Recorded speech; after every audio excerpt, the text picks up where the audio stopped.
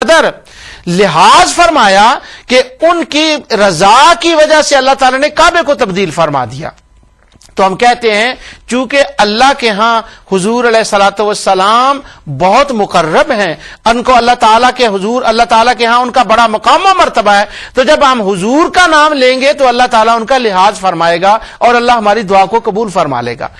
کسی مسلمان کا دنیا بھر میں، جیسے صاحب تفہیم القرآن ابو بکر الجزائری اور ابن باز نے لکھا کہ ہم روب ڈالتے ہیں اللہ تعالیٰ کے اوپر، نعوذ باللہ من ذالک، ایسے عقیدے کو تو ہم کفریہ سمجھتے ہیں. ہاں، مشرکین مکہ یہ سمجھتے تھے کہ جو ہمارے شیاطین، جن کو وہ شیاطین تھے، جو جنات تھے، ان کو وہ خدا کی اولاد نعوذ باللہ قرار دیتے تھے اور وہ کہتے تھے یہ خدا کا ہاتھ بتاتے ہیں، نعوذ باللہ من ذالک.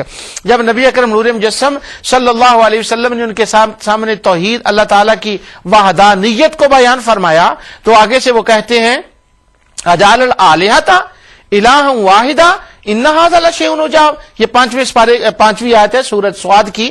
وہ کہنے لگے کہ یہ کتنی عجیب بات ہے کہ اتنے خداؤں کا ایک خدا بنا دیا. کیا معنی اس کا؟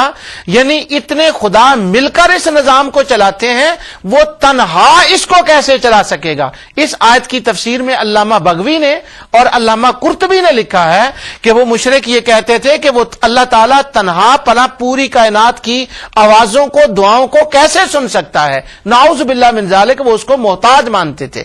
اور جو خدا کے شریک انہوں نے بنائے ہوئے تھے وہ کہتے تھے خدا کی خدائی ان کے بغیر چل نہیں سکتی، اگر خدا نے ان کی بات نہ مانی تو نعوذ باللہ من ذالک معاملہ خراب ہو جائے گا. اور اللہ تعالیٰ نے انہی کا تو رد فرمایا ہے کہ لو کان فیہما آلہۃ الا اللہ لفسدتا، اگر کوئی اور خدا ہوتا زمین و آسمان میں تو یہ سسٹم تباہ ہو جاتا.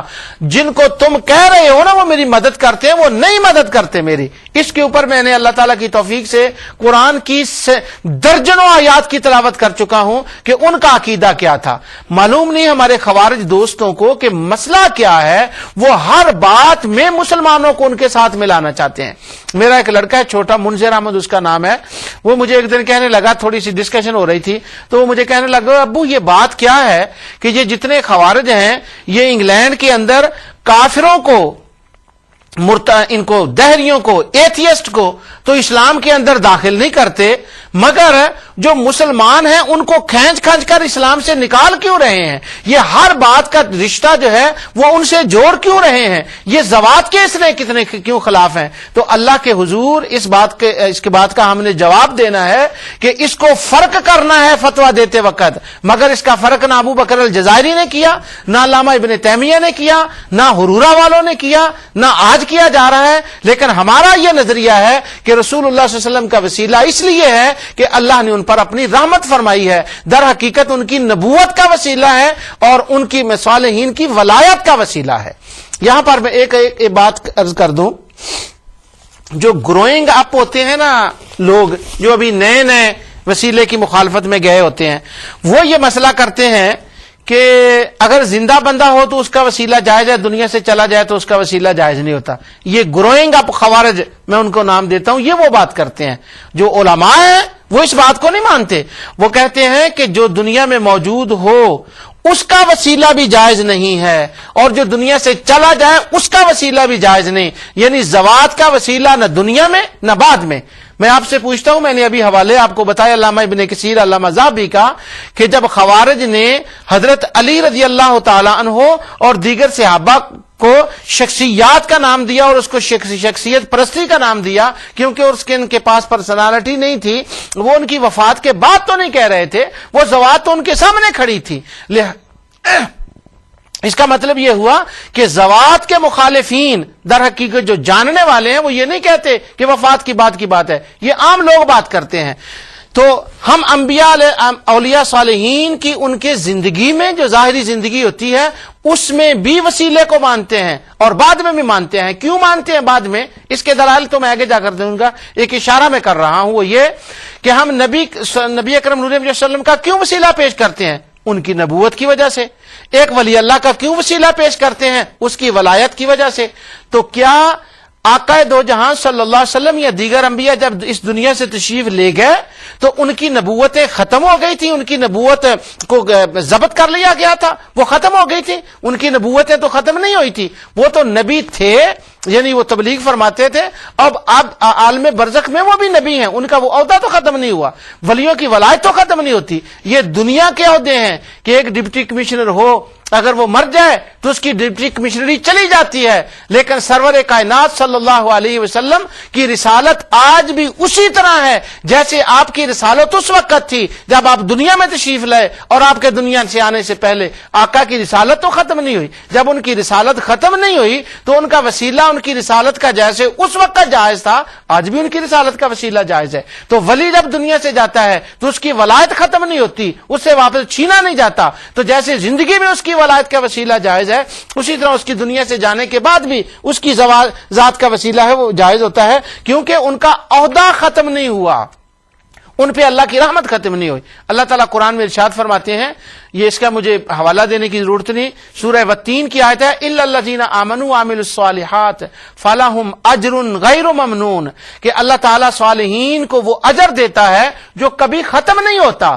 تو جب اجر ختم نہیں ہوتا تو ماجور کیسے ختم ہو گیا؟ اور جس کو اجر دیا جا رہا ہے اگر وہ ہو ہی نہ، وہ ختم ہو جائے تو اجر دینے کا کیا مطلب ہے؟ وہ غیر ممنون کا کیا مطلب ہے؟ تو جب اجر ہم جب کہتے ہیں کہ ہم وسیلہ پیش کر رہے ہیں تو علامہ علوی مالکی نے اس کی وضاحت کی کہ در حقیقت ہم یہ کہہ رہے ہیں کہ یا رب العالمین جو تجھے ان سے محبت ہے، جو تو نے ان کو اجر عطا فرمایا ہے، ولایت عطا فرمائی ہے، صحابیت دی ہے، شہادت دی ہے، اس کا وسیلہ دے رہے ہیں. تو یہ تو ان کا اجر کا وسیلہ ہے، تو وہ اجر تو ان کا ختم ہی نہیں ہوا. اللہ رب العزت ارشاد فرماتا ہے فَلَهُمْ أَجْرٌ غَيْرُ مَمْنُونَ، جب وہ ختم نہیں ہوا تو ان کی زندگی میں بھی زوات کا وسیلہ جائز ہے، اور دنیا سے جانے کے بعد بھی ان کی زوات کا وسیلہ بھی جائز ہے.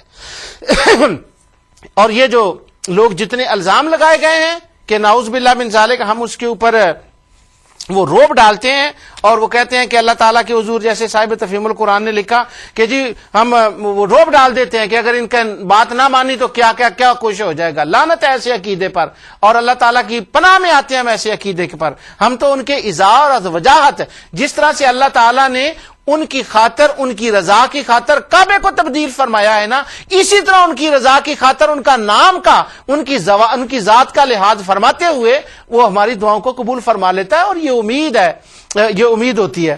اور وہ تو کہتے ہیں یہ دعا قبول بھی نہیں تھی، انشاءاللہ اس کے بارے میں آگے جا کر میں بیان کروں گا. تو یہ آج کی گفتگو میں نے آپ کے سامنے وسیلے کے بارے میں یہ چیزیں رکھی ہیں کہ وسیلہ نہ ماننے والے مانعین وسیلہ کا وسیلے کے بارے میں کیا خیال ہے، اور ہمارا وسیلے کے بارے میں کیا خیال ہے.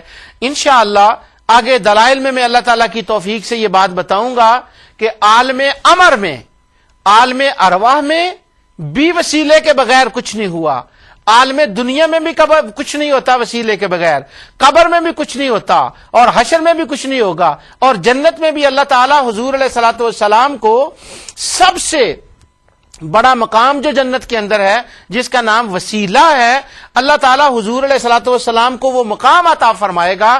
اور جب ہم حضور کے پاس آپ کی خدمت میں حاضر ہوں گے کہ آپ کو ملنے کے لیے حاضر ہوں گے تو وہ مقام وسیلہ پر جائیں گے، تاکہ اللہ تعالیٰ ہمیں یہ دکھانا چاہتا ہے کہ یہ جتنی تم نے کائنات کے اندر منازل طے کی ہیں یہ اسی وسیلے والے کا صدقہ تھا، اور اسی وسیلے سے یہاں پہنچے ہو. تو اللہ تعالیٰ چاہتا یہ ہے کہ ہم نہ عالم ارواح میں وسیلہ بھولیں، نہ اس دنیا میں بھولیں، نہ قبر میں بھولیں، نہ حشر میں بھولیں، نہ جنت میں جا کر وسیلے کو بھولیں. خدا نے تو وسیلے کے ہر جگہ دھوم مچا دی ہے، تو یہ کیسے ہو سکتا ہے کہ وسیلے ماننے والے کو واجب القتل میں ان کا خون حلال ہو جاتا ہے؟ نعوذ باللہ من ذالک.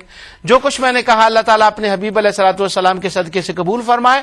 انشاءاللہ آگے چل کر زوات کے وسیلے پر اور سارے دلائل پر انشاءاللہ میں تفصیل سے گفتگو کروں گا. جو کچھ میں نے کہا اللہ تعالیٰ اس کو قبول فرمائے. وما علینا الا البلاغ.